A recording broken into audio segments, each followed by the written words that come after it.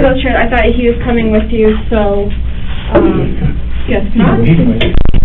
Alex, I'm one of the detectives on the case. And can we get you coffee or anything? Are you good? Okay. We'll be in here in just a minute, okay?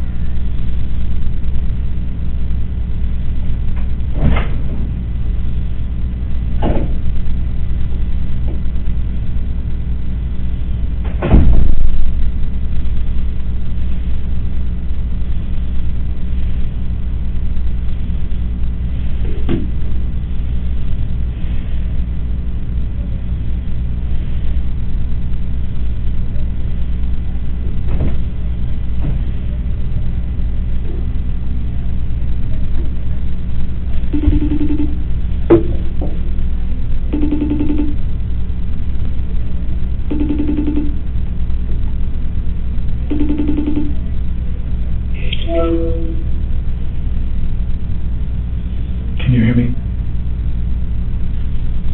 Can you hear me? Can you hear me?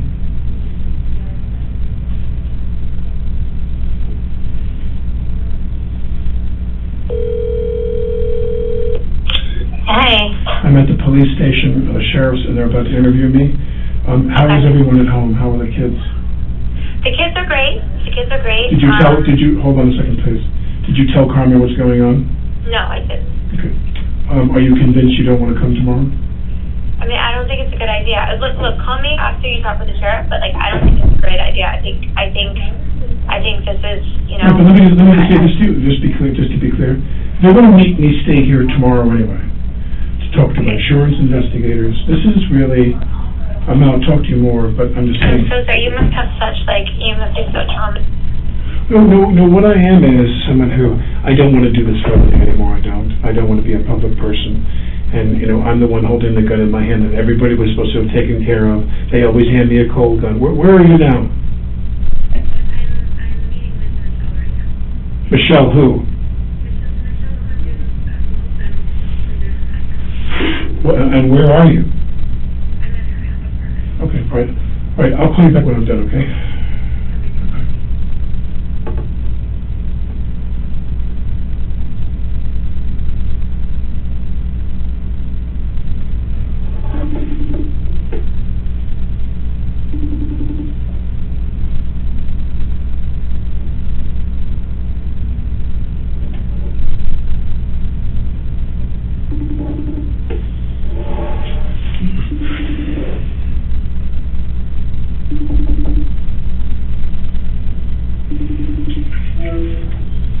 Hi, Alec.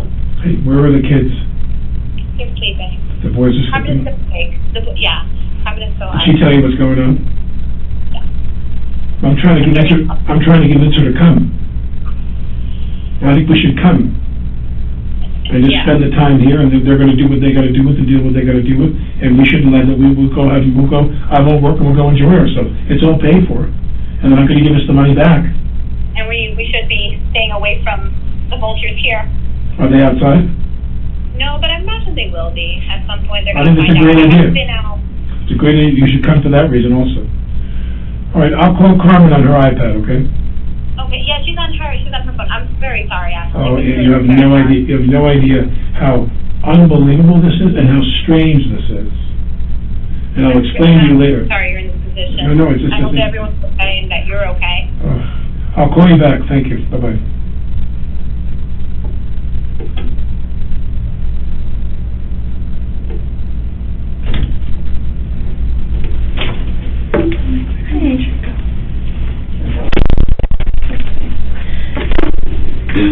Hi, Samantha.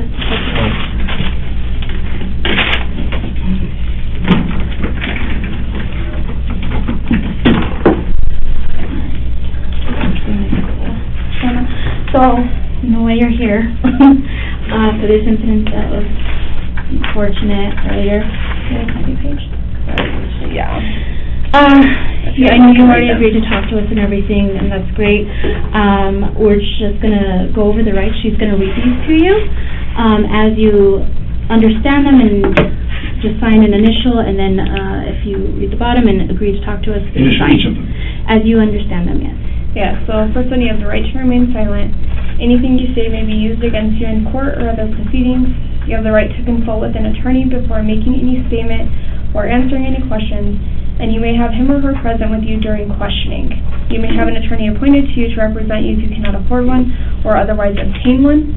If you decide to answer any questions now with or without a lawyer, you have the right to stop questioning at any time or to stop questioning for the purpose of consulting a lawyer. So my only question is, am I being charged with something? No, we're just interviewing. I don't, that's what that's all I can. But I'm not worried because I'm not, yeah. We But have to do you're charging our me with job something. Yeah, no, just tell me that. at advising you your want me rights to write my because name here? this is an investigation. Yeah. It's just a formality. You have to do it, you're here, You we do it, appreciate you it. do whatever you have to do. What is today? It is the 21st of October.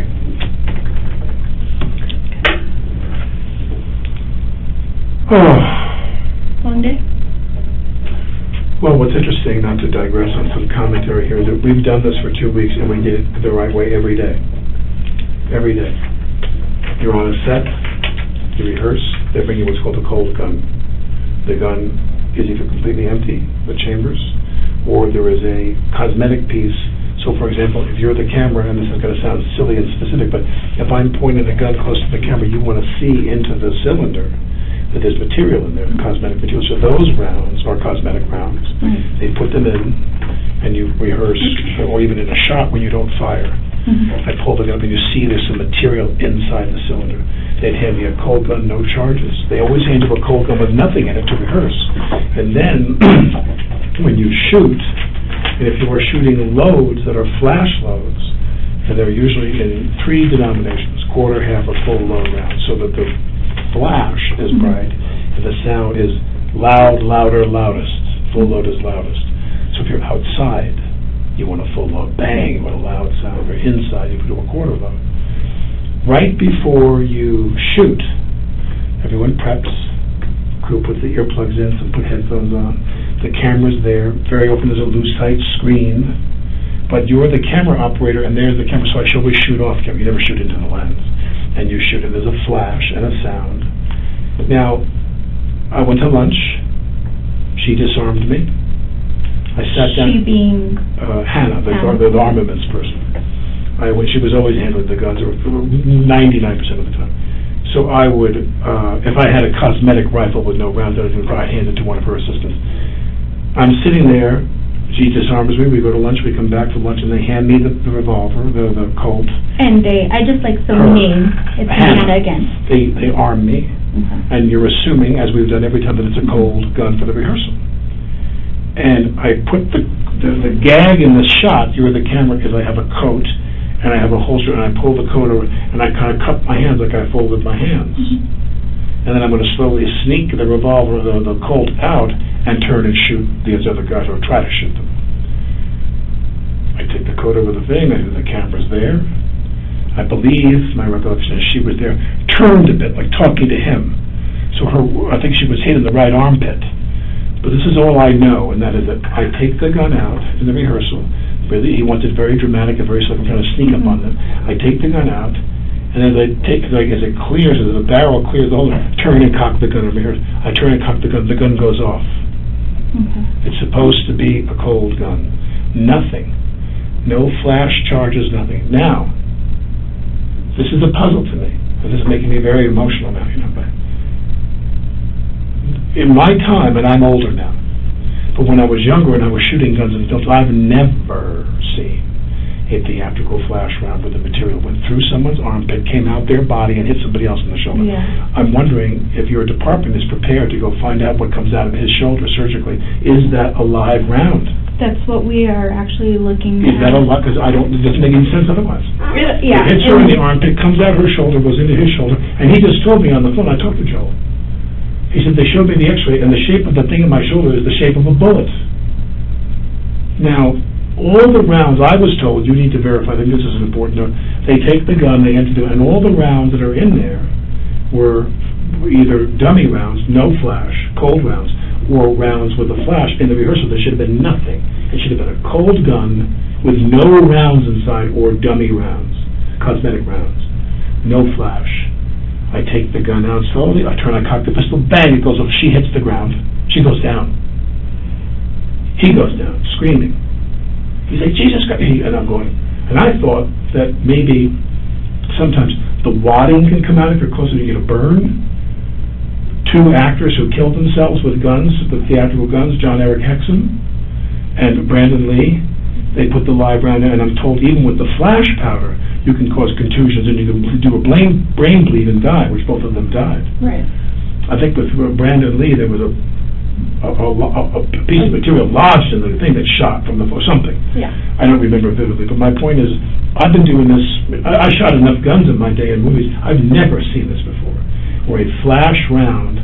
But from my understanding is, may I borrow your pen for a minute? Of course, you could even borrow me. My understanding is that in a bullet, you know, here's the thing with the pin, and here's the bullet itself. And now here, when you have a cosmetic round, no flash, no nothing, they drill a hole in the side of the brass to signify that it's a cosmetic round. There's nothing in there. There's no powder. But when you have a flash round, and there's stuff in there, wadding and powder to make the charge. This material here, that is the bullet, is made of a clay or some material that just disintegrates. So what you have is bang, and you see the flash go bang, and you hear the sound, but nothing, there's no projectile. Mm-hmm. And what I'm curious about is, what came out of that bullet that went through her body and into his shoulder? That's pretty powerful. I've never heard of it. Now, some people say, you can lodge material in the barrel accidentally, a rock, something, that happens.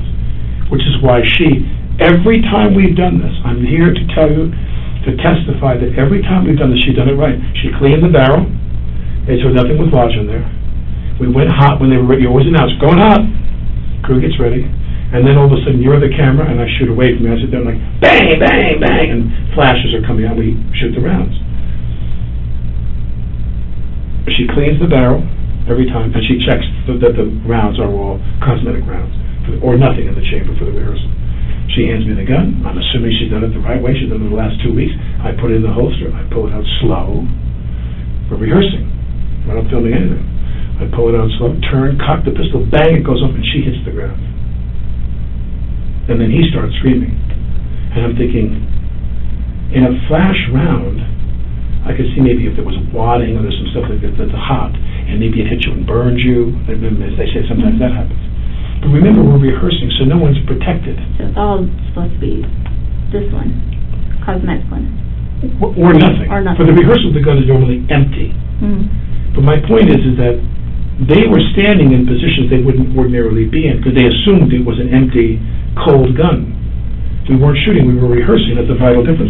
So if she's here, if the camera's here, and she's standing here talking to the gun, and I'm on a bench here, and Joel's behind her, and this is not proportionate, because obviously the camera's not as big as her body, then I draw the gun slowly and aim off camera, and there's supposed to be nothing in there. So she's not protecting herself and standing off. I'm shooting in a direction, and everybody is supposed to be to that side of the camera. There's nobody in my line. Nobody. And so when I shoot the gun, so in the rehearsal, I'm assuming I have an empty gun, and the gun goes off, she's right in front of me. Mm-hmm. She's as far from me as I am from, difference between maybe you and the door. Okay. So pretty close proximity. It was a very tight shot. Okay. The shot was here, of me, not of me, it's of me pulling the gun slowly, turn cock. Okay. And she's right there, vulnerable, in a position she wouldn't ordinarily be if we were shooting, and this thing, boom, she hits the ground. Okay. All right. I'm going to back you up just a little bit, okay? Yeah. How long have you been on set? I arrived Monday the 11th. Okay. And started my fittings, and they were shooting the week before. And the 11th of October? Monday the 11th, I flew in from New York.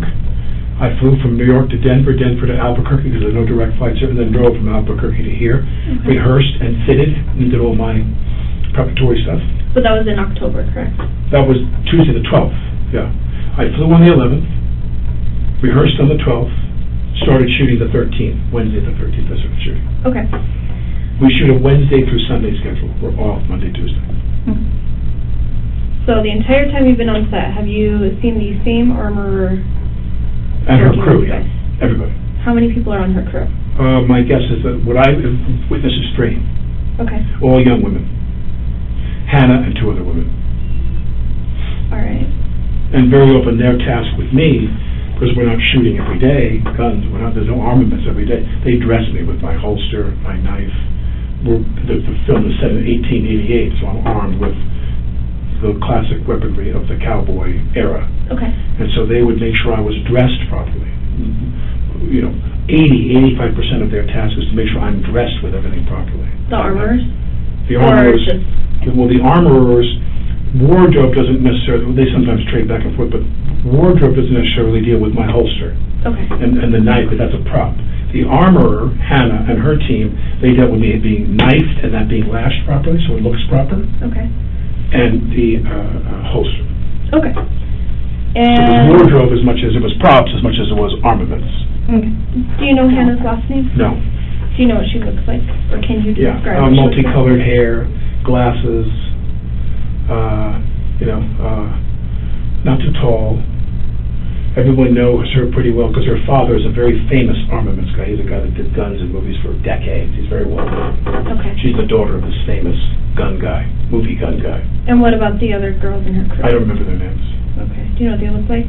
A blonde, thin, not too short, kind of medium height, and brunette, someone on the shorter side, maybe the same height as Hannah, brunette, and also there's you go back and forth between, they're wearing a mask most of the time on set. They've Right. been ordered to do that. But I've seen them with their masks off. Okay. All right. What time did you guys start today?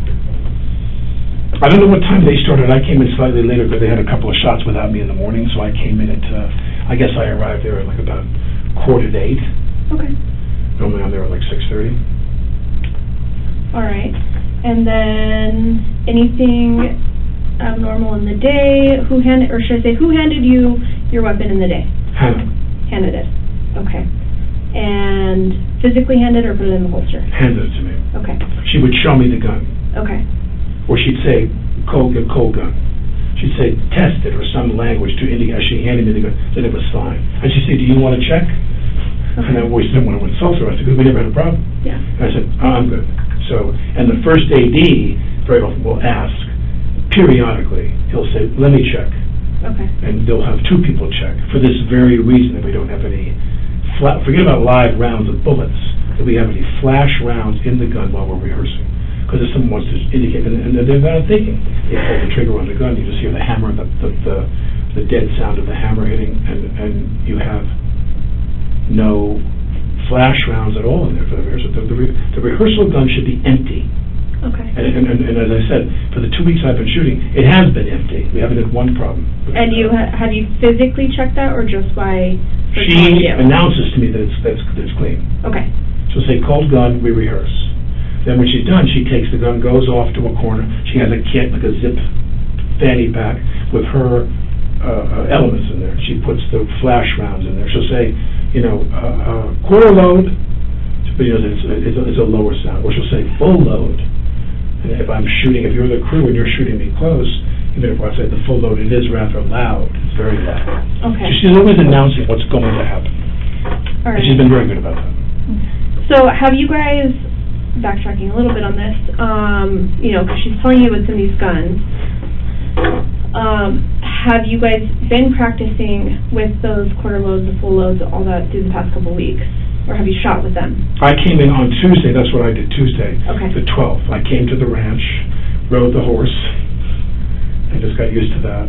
And because they have a double who really rides in the distance really fast, and all the athleticism you see me on the horse, and they cut to a watch and another guy riding as a little horseman.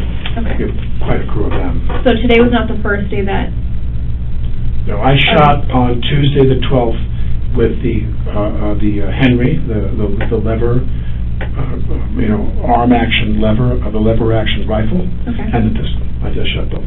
Okay. And she was there. All right, moving back forward. What time did you guys break for lunch today? Usually, I think today was broke at 12:30. Okay. And who took the weapon at that time? Hannah Physically took it? always from you? knows. Rarely do the other ladies, the two other women, handle the pistol that's live shooting in the scene. As I said, I have the Henry in my hand as a prop. I'd be running through the scene, but no bullets, nothing. When they'd say cut, I could hand it to the blonde girl. Okay.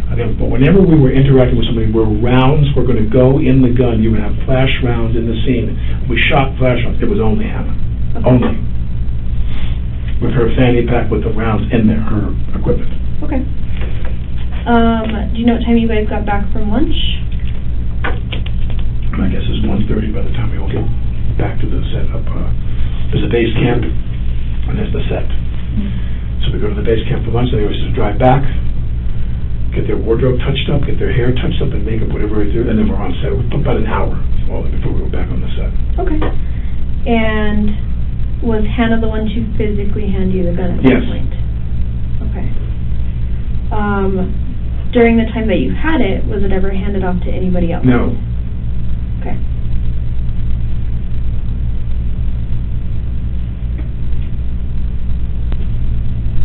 Did you see where she got the gun from? No. She has a station somewhere with all her stuff. Okay. The elements and the gun, and a couple different guns. Guns for the other actors, and so she has all the guns. Is anybody else allowed in that area? I don't know, but I know that on this, I've never seen anything that was out of the ordinary. She had like sometimes they have a cart, like almost like if you were using like a hospital catering, you know, there's like a big plastic tray, a dark plastic tray, 2 levels and wheels. I think that's what she has, but many of the departments have that, and on that tray would be her, or something like that. I don't recall what exactly hers was, but they have a station that they bring to the set for her to put all of her stuff, and if the weather is cooperative, and sometimes they put it under a tent if it looks like it might rain and might even damage the property. But she has a little place she would go to, and I think she has a truck where she stores it. When they wrap, everything goes into a truck and she takes off with it. It's her responsibility to secure the prop weapons. Everything in there. Which are real guns. They're real guns. Can you actually describe the gun to me? It's a Colt, a period Colt. In our emails back and forth when we were prepping the film, she showed me just a couple different styles of guns. This is not a big budget movie, so we didn't have a lot of choices. She showed you 3 or 4 choices. I said, give me the biggest gun you've got. Okay. And so I didn't.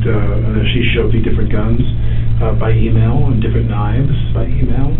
Cruder knives that were made like someone fashioned the handle out of like elkhorn or things. I took a traditional knife, a leather strap, a handle.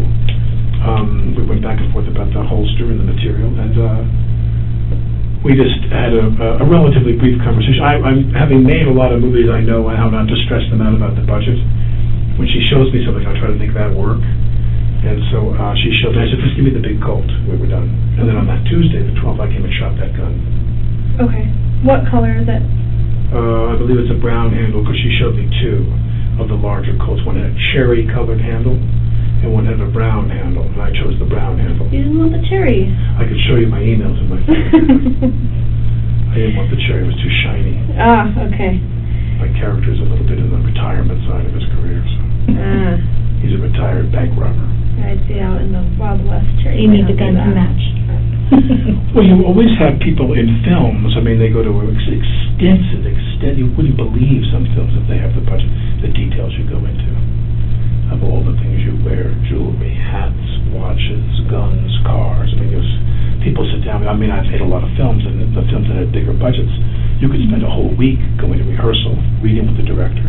The writer goes and rewrites, they listen to how the dialogue sounds, and then once you're done rehearsing the text with the director, the producers, and the writer, when you're done reading, they'll go make amendments. When they hear it come out of your mouth, they go, let's change that line. The way Bob says that, and then they go, then you go right to wardrobe, props, you go do a lot of stuff. Okay. All right, so you get back from lunch, get ready, she hands you the gun. Was this inside or outside? We're inside the church set. And was it the first rehearsal that the incident happened? Yeah, I believe so, because we talked about, as we were going to lunch, we always talked about what's next. Okay. So as we were rehearsing scenes, he said, now I want to do a scene where we'd done other shots before lunch. He said, when we come back from lunch, we'll do this. And he said, I want you to pull it out, show me. Because I was showing you what I thought was the best angle, to see the glint of the gun under my coat. Because you want the scene to work, the shot to work. So where the holster's here, the gun is here, my coat comes around, and I held my hand like it was like I was just cupping my hands, like I was just resting. Okay. And I showed him in the rehearsal. So when we came back after lunch, we rehearsed for the camera, and I took the gun out really, I'm showing him, I'm going to go like this, like this, like this, cock and turn, bang, it went off. The first time. Okay, so it was your... It was the very first time that we were shooting that shot, that we were rehearsing for that shot. Okay.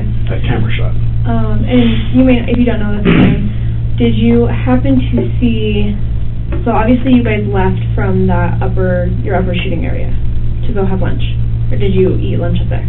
No, we always go back to the base camp for lunch. Okay. For the stage. Did the armorers, or did you see the armorers go down? No. No. Nor would I. Okay. Well, once they're gone, I'm gone. Okay. Do people stay up on set, or does everybody go down? Well, there are many people who will forego lunch. Okay. I take that back, not many. There are some who will forego lunch because they have work to do. Okay. Some will hold them a plate. Some they'll bring their own lunch. Many people, they make sacrifices because of their pride for their department. Mm-hmm. They may sit there and say, I think I need to paint that wall and touch up that wall. I think I need to distress those boots. They all have work to do.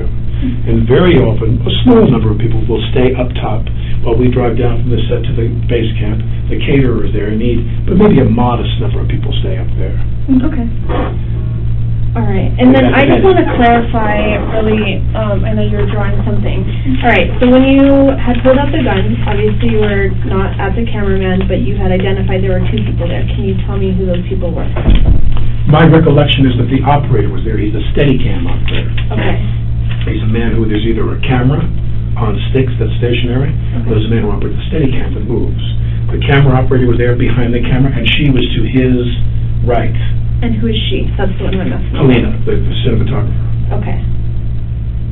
The camera director. And she was right next to the cameraman? She was to his right, to my left. And who was behind her? Joel. And he is? The director of the movie. Okay.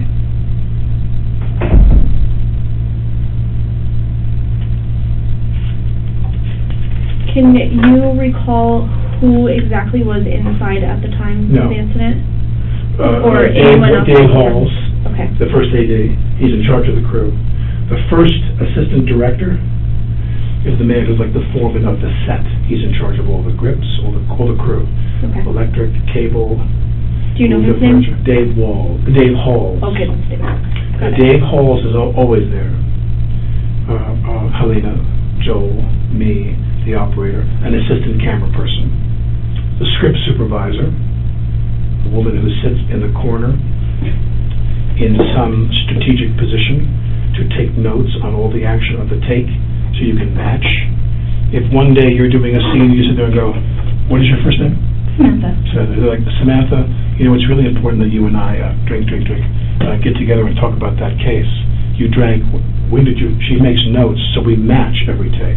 That's called continuity. That woman who does continuity, she's always there watching. She was in the room. Okay. She's an older woman, like in her 60s, maybe with, that colored blonde hair, maybe, or brown hair. But I forget her name now, but so there's a group of people that are always there for every shot, even if you're in a kind of a cramped interior. This set of this church is not large, so then the rest of the crew's outside. In that side was a limited number of people, maybe 8, 9, I don't remember. But I know that every time they do a shot, those people are always on the set. Camera, assistant camera, cinematographer, director, first AD, script. Okay, so not too many. Very few. Do you think that any part of this incident that occurred was intentional? Oh, I can only say this, which is, and it was, to me, to place a bullet and position a bullet that is a live round, to make sure that that bullet is in the chamber, if I were to squeeze the trigger in a rehearsal, that bullet came out, someone has to have extraordinary access to that weaponry to do that. I can't imagine somebody walked around with a round that was a .45 caliber round, So you see, other people on the set were speculating that if it was a 45 caliber round, she'd be dead. It would have blown a big hole in her. And so we're wondering, was the projectile that went in her some foreign material stuck, and it was an accident, it was a flash round, and something came out of the barrel. They didn't check. They always check. But to your experience with these armor... I've never heard of anything like this in my life, ever. Okay. I've never heard of a projectile coming out of a prop gun that went through a person's body, regardless of her being a smaller woman. That the bullet went in here, I'm told, went in here, came out here, her shoulder or whatever, and went into his body and buried. I've never heard of that in my life. I don't know of any projectile in a gun, in a flash prop gun, that could accomplish that. Now, if somebody put a live round in there accidentally, see, a very important question for Hannah is, have you ever commingled live rounds with theatrical rounds in your kit? Because they're forbidden to do that. Mm-hmm. According to, I think, the union rules and the safety rules for all the unions, you're not allowed to do that because of the fear of what will happen that you commingle. So, whether someone accidentally, and I can't even imagine this, deliberately placed a live round in that gun, I've never heard of that in my life, and I don't know anything about what happened, but all I know is when I... See, the other thing about this is, in a live round, you'd have a recoil, usually. When I shot that gun and it went off, I didn't shoot it when it went off, I didn't intend for it for what happened to happen. When that happened is, I'm always told, but because I'm not a gun person, I don't have a gun, they've always told me, they asked me to simulate the recoil. When I shoot the Colt, which is a big gun, 45 caliber bullet, they always teach me when we should be go action. I go, get back here, boom, and they make me take my hand and go boom and have the kick, because there's no kick in a flash round. Okay. And when this happened, I don't recall there being any kick either. That's important. Okay. Are you? I know you said you don't own a gun, but are you experienced with shooting guns? Only as much as actors have to be experienced. Okay. Which is normally not. Really I mean, like, if you do a movie, safety with weapons is primary. You go off with people. You go off with armaments people to ranges.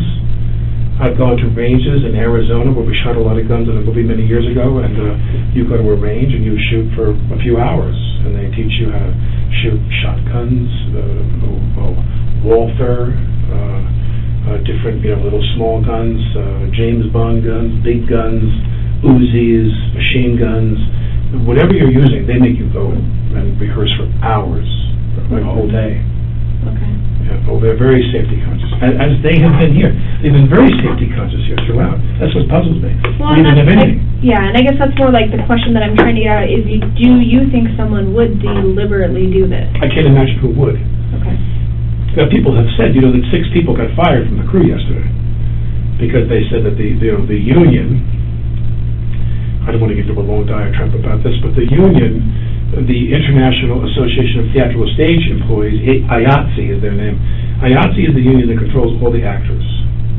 The Directors Guild controls the director, the Screen Actors Guild, but all of the crew are controlled by a contract in which those people voted to go on strike against the major studios, the major networks, the major streaming services, but not the independent film community. In fact, the IATSE rep for the New Mexico contract, because every state has different contracts, was instructed by his bosses in LA. He said, don't go on strike. The strike is against the majors, not against the indie people. And in the indie films, there's 6 different tiers, I believe, in terms of the contract, how much they're paid. Okay. A bunch of people on the set walked off anyway, even though they were told not to strike. They struck, and they left. And that was yesterday. That was yesterday. That was their last day. And Yeah, the question becomes, somebody said, would one of them do? I don't even know. I have no idea. I have no idea.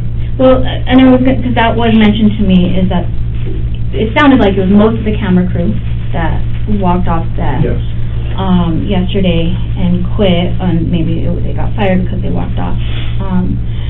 So the other thing is that the 2 major people, like you said, the director, those are the ones who got hurt. So with the camera crew and them quitting, and then your director getting injured, as well as Helena, you don't think there's anybody that had any anger towards them or anything that would want to... I don't know the details. I know that one guy, whose name I'm forgetting, he was a very heavy-set guy. Okay. He was and lovely to me. And he walked up to me and he said, thank you for the things you posted on social media in support of the IATSE strike. And he said, I'd like to talk to you privately, because he said, because I've got some of my guys sleeping in their car. Mm-hmm. Many of the crew here, because they're shooting in Albuquerque and Santa Fe, or Albuquerque based, they live there. So the drive time, it's kind of common knowledge in the business that the unions in New Mexico signed very bad deals in order to attract movie shooting here. They wanted to grow the crew base here. So they signed a deal that wasn't a good deal, and that gave them a 60-mile commute radius. So that means if you live within 60 miles of the set, you come to work and you don't get paid any, you have to drive home, they don't hotel you. They don't know in New York it's 30 miles, and they have to put you up in a hotel and give you gas money, and there's a whole other complicated contract in the more expensive markets. Here, this guy would tell me, he turned to me and goes, my guys are sleeping in their car. Now, I went to the AD and the producers, and I asked him, what's up with that? He said, they knew what the contract was. We signed the IATSE contract in New Mexico.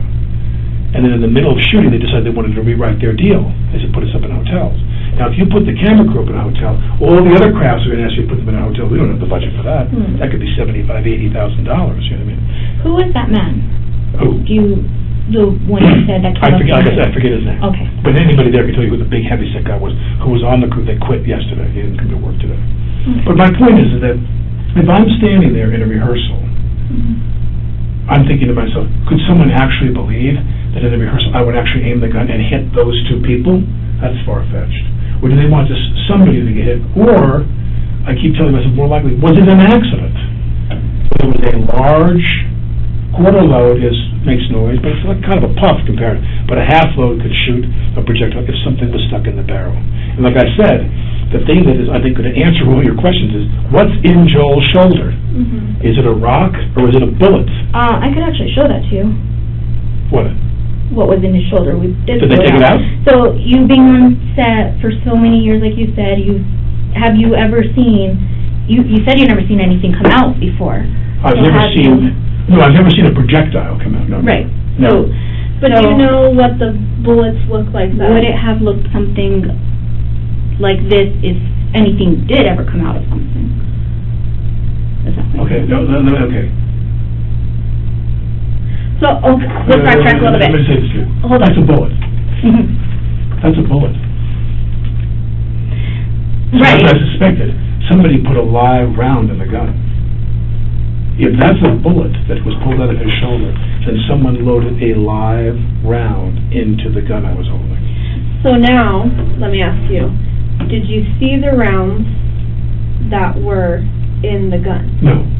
Have you seen, throughout the whole time on set, have you seen what they look like? I've watched her load and reload the gun many times. Have you seen the bullets and stuff? Well, meaning yes, meaning you see sometimes the head is the casing, and the head is a pinched, it almost looks like a dumpling. It's closed at the top. There is no piece. And you put the cosmetic round in when you know you're going to see. If I hold the gun, if I say to you, what is your first name again? Alex. If I say to you, Alex, don't you move a muscle, darling, I'm going to blow you. Anyway, the camera shoots me. You want to see the material in the cylinder, the cosmetic, clay-based, non-bullet round. So can you describe to me what those clay-based rounds look like? They look like a bullet. What colors? They're gray. They look exactly like a bullet. Brass head and a brass base, packed with something, I'm assuming, and then the heads look like a bullet. So cosmetically, you see that in the cylinder. The other rounds you shoot have it's the base with the pin. This comes up, this comes up, and it's a round like this. And if you look at the top, if you're looking down at the bullet, with the not the pin down here, the top of it, if you look down, it's folded in almost like a like a dumpling, like a pinch. Exactly, it's like a folded up thing, and the char and all that does is go boom. So there's no projectile there. If I showed you a couple rounds, would you be able to tell me if they're the ones that look like they were on set? Probably. I think I could probably tell you which were the rounds that were put in cosmetic. Okay. And which were the rounds that were the flash rounds. All right. Now, forgive me because I'm very upset right now. I know. But you know what I'm saying, so please don't forgive my weirdness about this. That's what came out of Joel's shoulder. Yes. Joel. Yes. And the reason why I was showing it, because you said you have experience, but you're saying when this does come out, it's supposed to just puff and not really be usually, a hard object. if there's any chance that when you look at the gun, so here's the barrel, here's the sight, and the cylinders around it, and it has the holes. Mm-hmm. We're just looking at the gun, the camera's eye view. Yeah. When you look at the cosmetic rounds go in, they have no flash. But if you want to have cosmetic rounds that flash, if you want me to hold the gun, you see the bullets, and I shoot, that material is often a clay or, fabricated material that just disintegrates, just turns to powder. And the round that you put that you don't see, you're not seeing down the barrel, and you're shooting, those are the flash rounds, which have the top that looks like it's like folded kind of things like this, where it looks like someone's packed it and closed it. But specifically today was supposed to be either empty or the ones that don't even make anything. Cold rounds. So cold round, the one with the hole in it. Yes. And it's not supposed to puff up or powder off, like you said. Nothing. Halls told me that when he checked the rounds with her, they were all had the holes in them. And sometimes he told him, when I wasn't familiar with this, they'll take the round, and if it's a cold round, it'll have the holes, and inside will be BBs, and you shake it.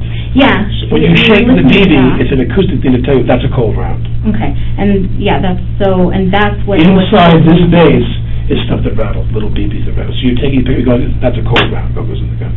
Okay, and that's what you were supposed to have today. I was supposed to have an empty gun. Empty?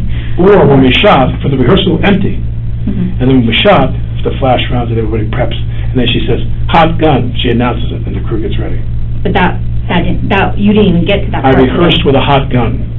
Now... But you were supposed to be cold. It was supposed to be cold or empty, but now, not only did I rehearse with a hot gun, I rehearsed with a gun that had a bullet inside. If that's what came out of your show, this is the most horrifying thing I've ever heard in my life. Well, and that's why I wanted to make sure that anytime that you've shot a hot gun, you've never seen anything like this come out before. Never. Because I'm not familiar with prop guns. Never. I could tell you what a projectile looks like, and that does look like a projectile. That's a bullet. Mm-hmm. Yeah, so that's what comes out of... Well, I think the question, I don't want to tell you your job, but I'm so sickened by this, that a bullet passed through this girl's body. She's in critical condition in a hospital right now, and I fired the gun. And if you don't think I feel really, really shitty about that, I do, but the question becomes, to ask Hannah, did you commingle live bullets? What they call live rounds. When they say live round, that's a bullet that a police officer would shoot. Mm-hmm. Where did that come from in her kit? Yeah. She commingled live rounds with dummy rounds or movie rounds. And we asked her that. Do you know where you guys get the rounds from? Who orders it? Or you don't have any part of any of that? Who, me? Yeah, that's her, yeah. All familiar, okay. All I know is when we come to the set, you hand me a cold gun, nothing's in it. We rehearse. Then we load the gun with the flash rounds and we shoot. That's it. Every time. We never had a problem. You didn't even get to that second part of you'll hand it back.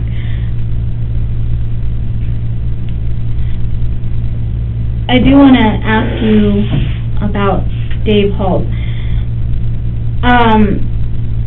I understand sometimes she'll hand the gun off to Dave Halls and then he'll hand it to you. Did that happen at this incident? No. I don't recall him ever doing it. It was Hannah handing it. I never recall. I recall that when we would stop the scene, if we finished a scene, Halls is someone who is assumed by his position to be authorized to do nearly everything. Mm-hmm. So if I was doing a scene with you and we finished the scene, or we finished your angle and we were going to turn around and shoot my angle, when they say turning around, that means it's time to go to the bathroom, go get a bottle of water, go get a coffee, go smoke a cigarette. We have a break. And if I was going to go to the bathroom, I'd hand Halls the gun to give to her. I would only hand it to her, or if she wasn't around, if she was away because she'd be at the shop, they clearly hand Halls the gun. They give it to her. Give this to Hannah. So sometimes you would hand the gun to Halls, but you never. He never handed the gun to you. No. Okay. No, So never. you would hand it to him? I'd when pass it's it off to him if she was not on site, and I was gonna run to use the bathroom, I was gonna buy it. But that's very typical. Halls is empowered and authorized to hand him the weapon. He's the only other person to hand the weapon after we were done. After we were done. Whether it was a cold gun with no things, or flash rounds, I'd say, hot gun, hand it to him, or usually not. Because usually it was a hot gun. If it was a hot gun we were gonna shoot, she'd be right nearby. Okay. If I hit, because other times we have rubber guns. You know, fake guns, yeah. And specifically, right before this incident, Hannah handed you the gun and said, cold. It wasn't Dave. I don't be cold, no, Hannah handed me the gun. Okay, it wasn't anybody else but Hannah? No, Hannah handed me the gun. And she specifically said. I believe she said cold, I don't recall exactly. Where, so this is I'm not that great of a drawer, but this is the church, this is the front where the You enter here. Yeah. cross is. Where did she hand it, the gun to you? Inside while you were Oh, yes, because I was off? seated. You were, In other words, this is a scene in the church where you come in and there's a lot of disarray. There's benches tipped over, and here was one bench that was upright and sturdy. Some of the other benches are prop benches, so they can smash easily with explosives. You want the gunfire to have fake benches. They're made of a lighter wood, so they put charges inside. So when you shoot, cinematically, when a guy's shooting a gun and you turn around and see what he's shooting at, you're going to see charges that are buried inside. They put a little material behind, you're going to see boom, boom, boom, things flash. That is a prop bench. There were prop benches around that they were eventually going to put, today we're going to put squibs in to have them blow up, and this was a real bench, a heavy, because if you sat on the prop bench it would break. This was a live bench, and I sat here, and the camera was here, and she was here, and Joel was here. she being Helena? Helena. Okay, and I'm here, on the bench, sitting. I'm right here to the right, I'm all the way to one side. They wanted me to go all the way to that side. And the camera guy was here, he's behind. Hannah was here, Joel was here. Where the other people, I believe that the script woman is always in that corner so she can see the action. And when I shot the gun away from the cameraman, I would never aim the gun at the camera. I turned and I went like this to aim the camera, and she was there, and the gun went off, and she just went right on the ground. What about the armorer, though? Or was she? She's outside. Okay. she hands She you comes the gun, in, she hands me the gun all the time. and then what? If there's any shooting involved in the scene, she always hands me the gun. Never has Dave handed you the gun? Never. Okay. And then she goes back outside? She waits when you- outside, because she just can't be there, so I didn't want to see. Sometimes in scenes, there's reflections, like, you see. So you only need the necessary crew in there for shooting the camera. Everybody else leaves, and as soon as they cut, they come running back in. Okay. Real quick before she shows you that, the other thing I wanted to know, and it's probably helping she does show you those rounds, have you, in your experience, ever been told that you're not supposed to cock the gun? No. No, you're okay. He wanted me to cock the gun in the scene. Okay. He wanted that as part of the scene. He said, I'm going to take the gun out, turn, and cock it into to the right, my left, to their right of the lens. In other words, if I'm sitting here, and you're the camera, we don't talk about my left, we talk about camera right. Camera right, we only talk about the camera. Camera right is my left. So if I'll say to you, where do you want me to aim the gun? They'll say, camera right. So I'll aim the gun to my left. Okay.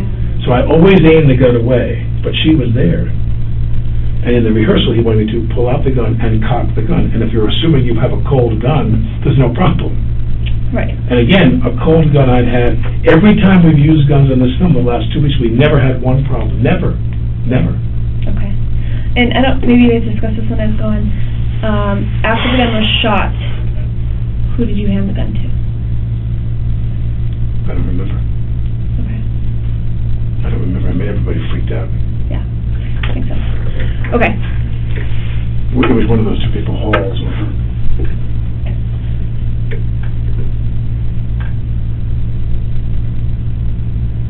I don't really know. I would imagine, well, there's the dummy there.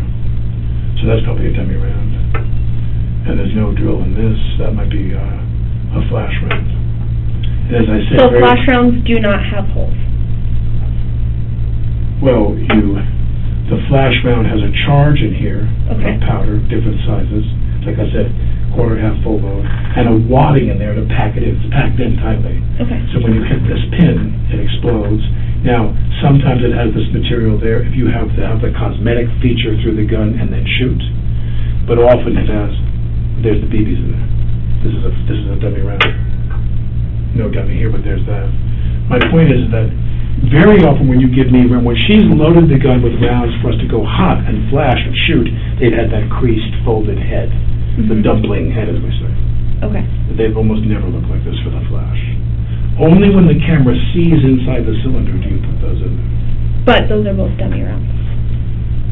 That's a dummy Here. round. That's a dummy round.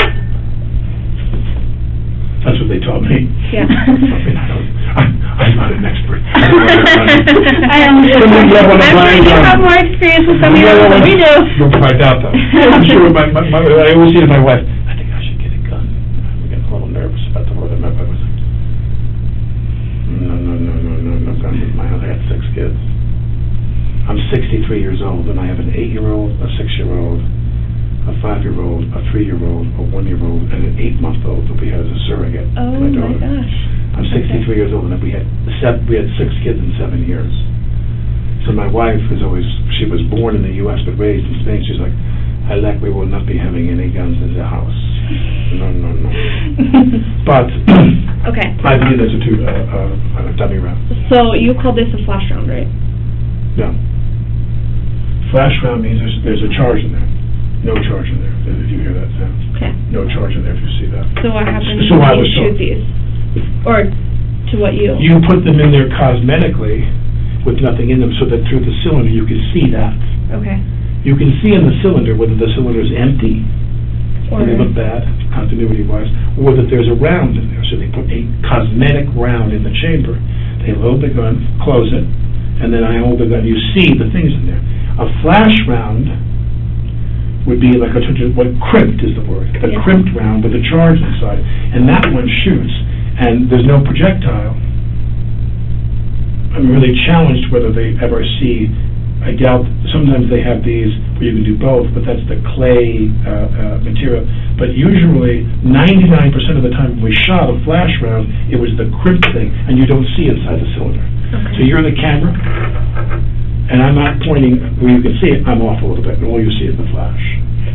Do you know what would happen if you shot one of these? Have you ever had experience with that? Nothing. Nothing happens with them? There's no charge in them. Okay. This Did you see indicates... the bottoms?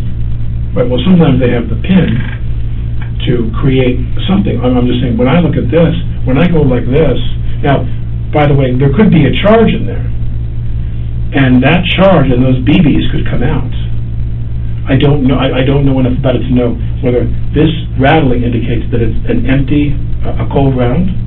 That's obviously a cold round, because that's where the gunpowder would be in here. Mm-hmm. That's a cold round. This, I'm assuming, is a cold round, because they go like this to tell themselves it's a cold round.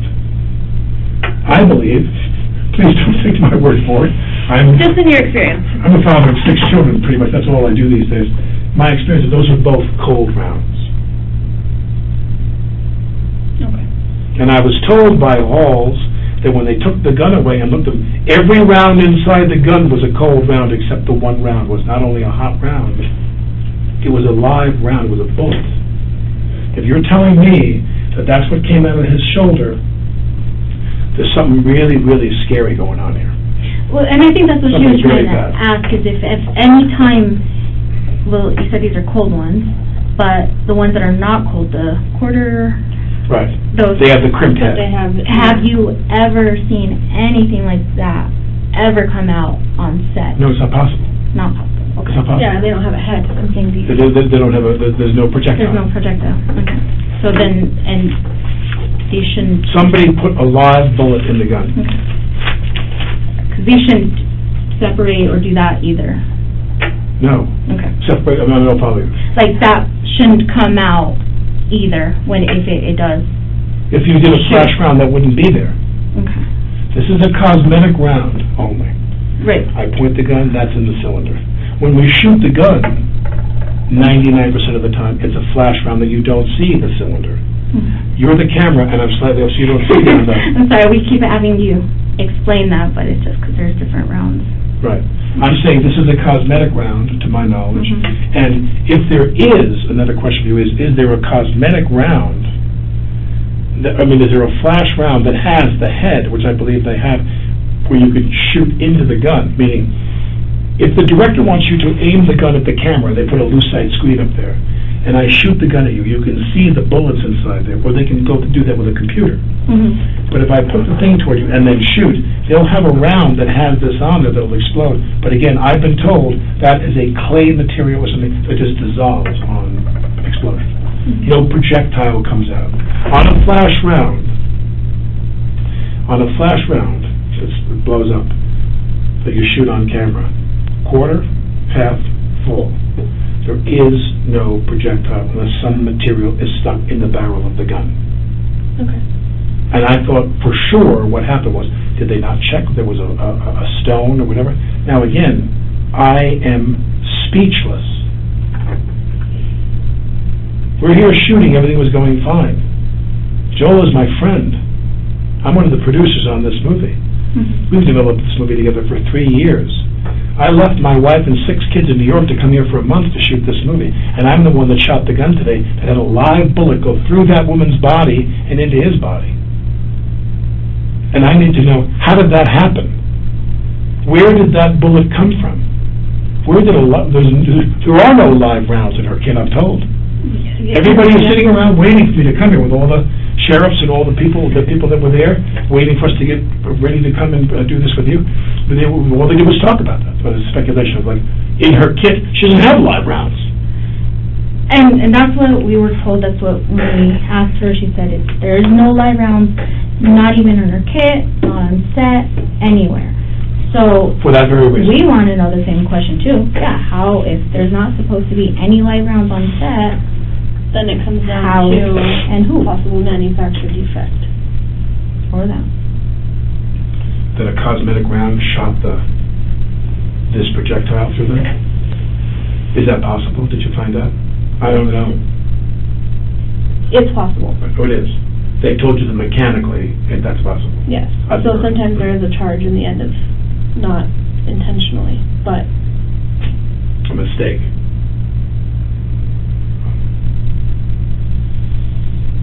Today I sit here, and whether it was a misfiring theatrical round or a live one, I shot this woman with a gun today. It doesn't feel so good, you know. I can imagine that would not feel good. I feel really bad, you know. It's like everything was going great. The only problem we had was when these 6 guys wanted to quit. And I don't know the jargon, but their union rep or whatever in the New Mexico contract, different contracts in different states, the person that was in charge of these people and a kind of a pipeline, a lot of shooting going on, a lot of movie for TV work in Albuquerque, Santa Fe. The person was their head person, I was told them, don't strike. It's not, again, we don't want to cripple the indie business and put all of our employees out of work. Our indie contract is set for now. You have a contract you're under. Now we can renegotiate that contract, which no doubt they will. But in the meantime, you have a contract that you agreed to. And those men came, I'm not criticizing them, they came under a contract which they knew what it was. They reported to work, and then halfway through the shooting, they left. They walked off. And I don't, when he said to me, well, my guys are sleeping in my car, the ADs and the producers said to me, well, they're all of a sudden complaining about a contract they've been working on it for quite a while. And some days we wrap, and they shoot nights. Those are tough. The men, the women, they have to go back to their homes and maybe Albuquerque and drive an hour. And it's 3 o'clock in the morning, And we try to put the night shooting on the weekend so when you wake up the following day you're off. And then and then some days we wrap in theory. The day before they walked off the job, we wrapped at 5:45 in the afternoon. We had a very reasonable day. And a very easy day, 6 o'clock. As I'm driving away with them, and I waved to that guy. The guy said, I want to talk to you, the heavyset guy. Yeah. And I'm leaving. I said, I'll see you tomorrow. And I left, because I want to get home. Right. I want to go call my kids before they go to bed in New York. And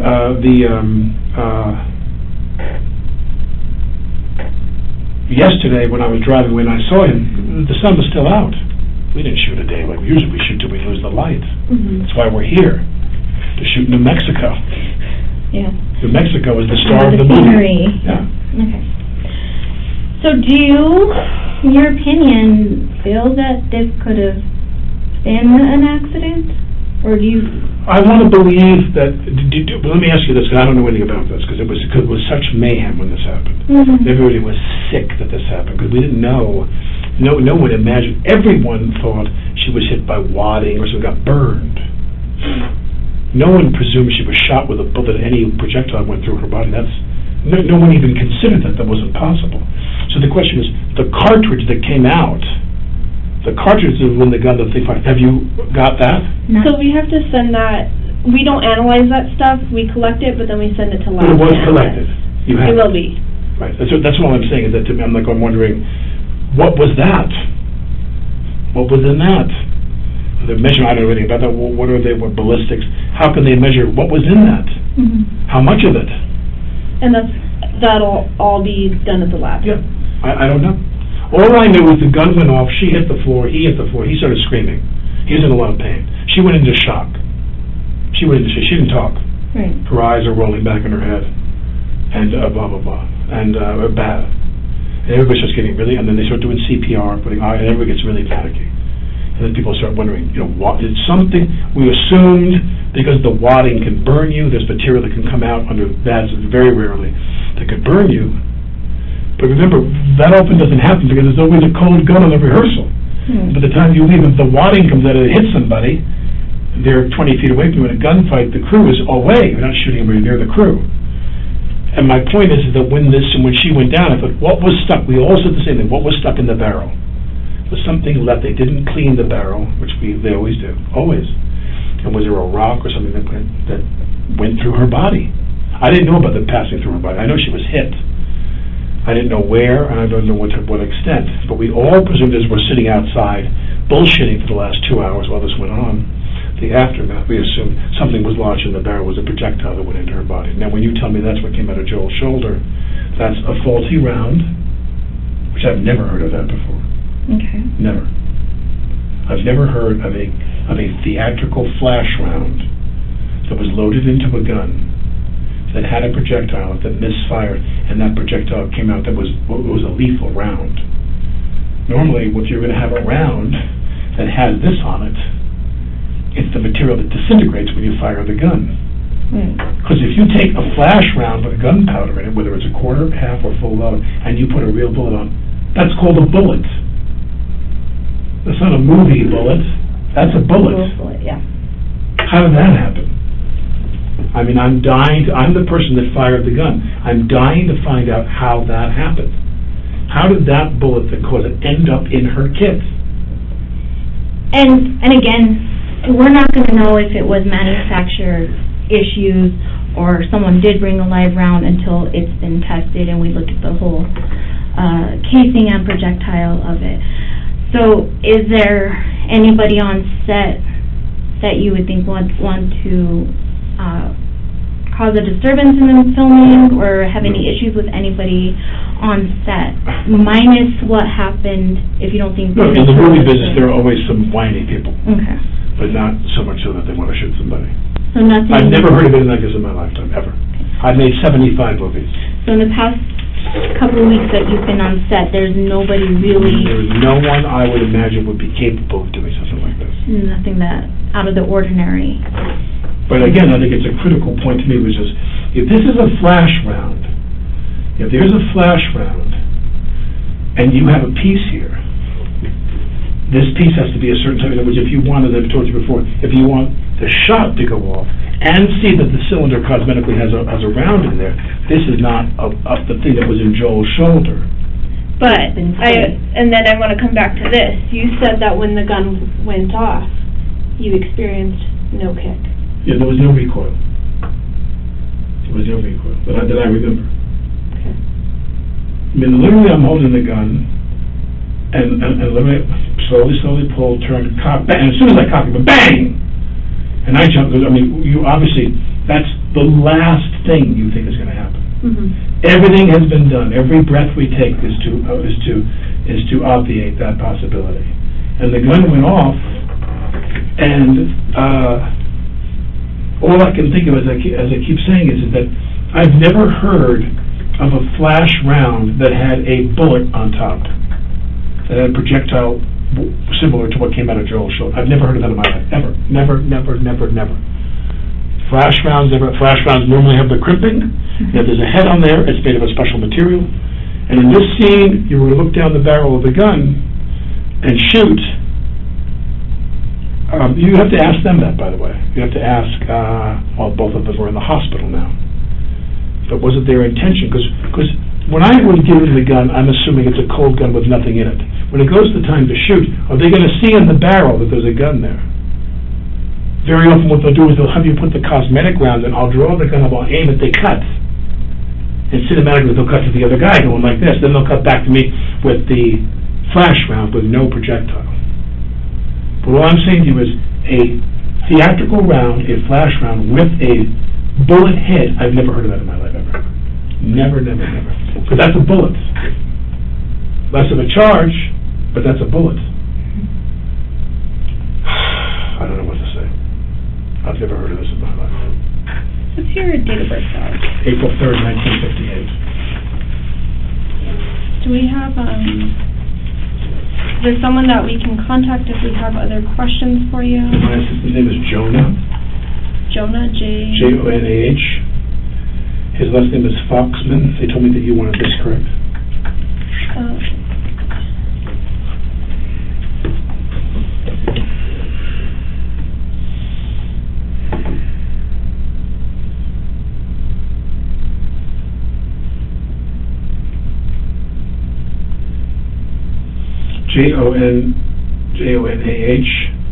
Foxman, Foxman.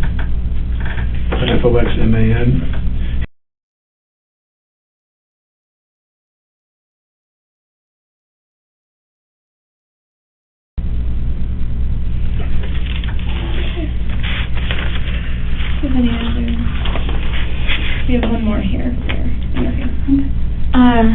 What do you want me to do?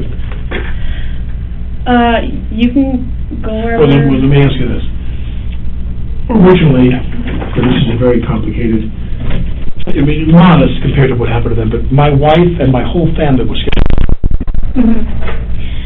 And on Saturday, my daughter was going to be in the movie.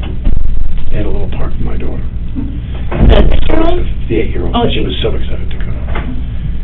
And now the question is, Joel's not going to go back to work for a while.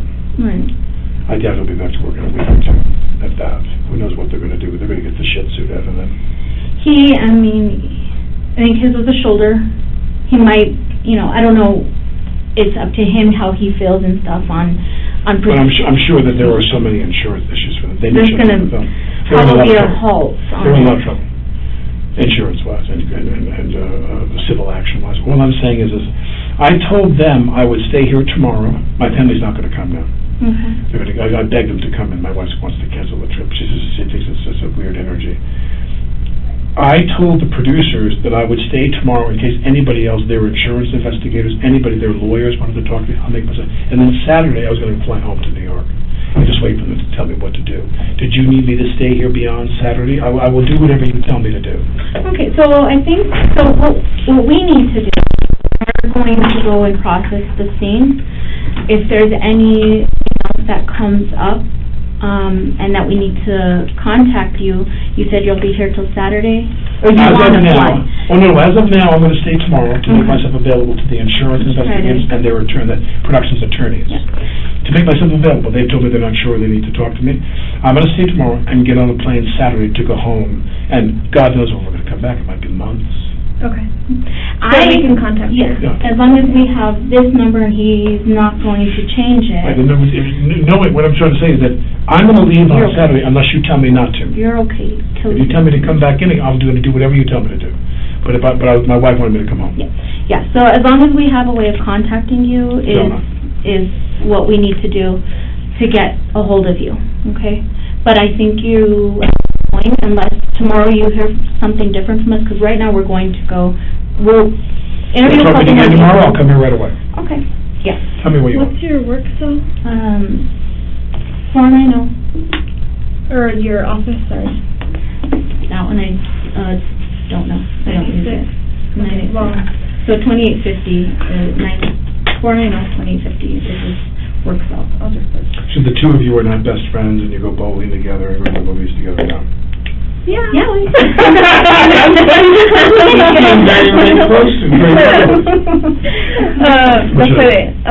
so this is my card.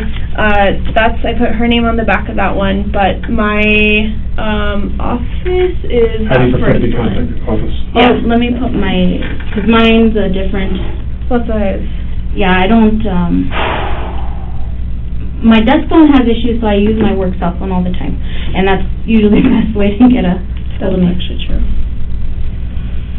And then if I'm not at my desk either. If I don't hear from you otherwise, I mean, I'll come in tomorrow if you Yeah. prefer, but if I don't hear from you otherwise, as of now, I intend to go home on Saturday. So yeah, and that's fine, because right now, we still have other interviews to do. We gotta go to the scene, process it. The processing at the lab might take longer, so you might even not hear from, if There's you 2 do. years backlogged right now.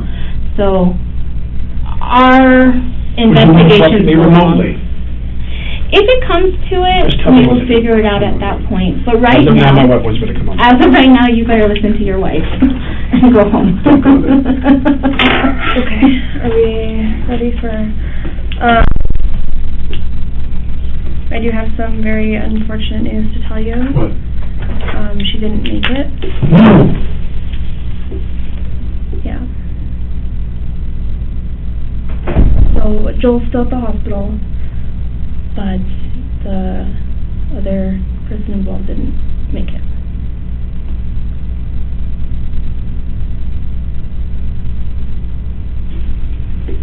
Sorry.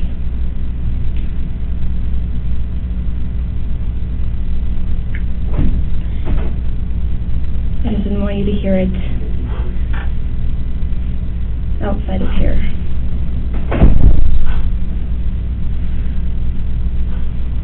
Is there something we could do for you? Is that Jonah in there? What? Jonah, the one back there? Yeah, let me look at it,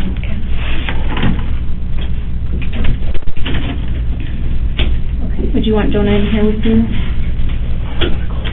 You wanna, what do you wanna do? Do you wanna make a call? You can sit. We should go. Are you guys needing a ride, or are you comfortable? I think they've got their baby. Are you comfortable driving though?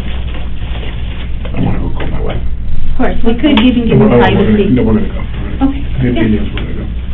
No, that's fine. Can I get you more water or anything? Do you want to give you guys a few minutes in here? I want to go call my wife.